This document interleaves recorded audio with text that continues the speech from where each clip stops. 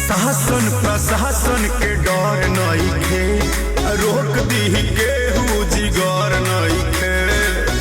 केस फौजदारी हर शासन प्रशासन के डर नइखे, रोक दी केहू जिगर नइखे।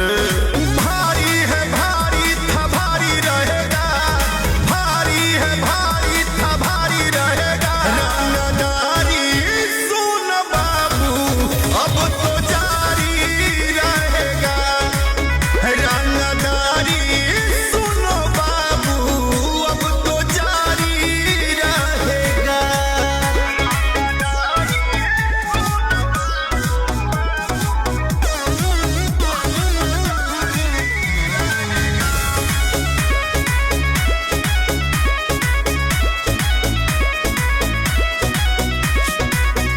कोटवे में ठोकइले कोई जाना हो, जाने इतिहास हमारे थाना हो।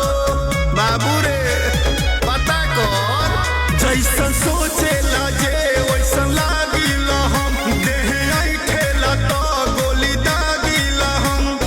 बारी है बारी था हर बारी रहेगा, बारी है बारी था हर बारी रहेगा। रंगदारी सुनो बाबू अब तो जारी रहेगा, रंगदारी सुनो बाबू अब तो जारी रहेगा।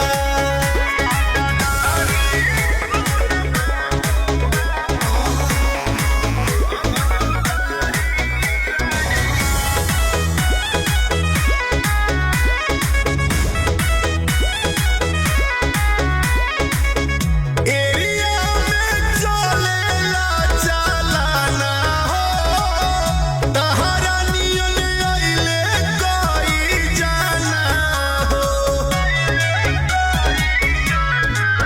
6 गो छेद करके छतिया में छोड़ देनी हम, अपना मर्जी से सिस्टम के मोड़ देनी हम। तैयारी था तैयारी है तैयारी रहेगा, तैयारी था तैयारी है तैयारी रहेगा। रंगदारी सुन बाबू अब तो जारी रहेगा, रंगदारी सुनो बाबू अब तो जारी रहेगा।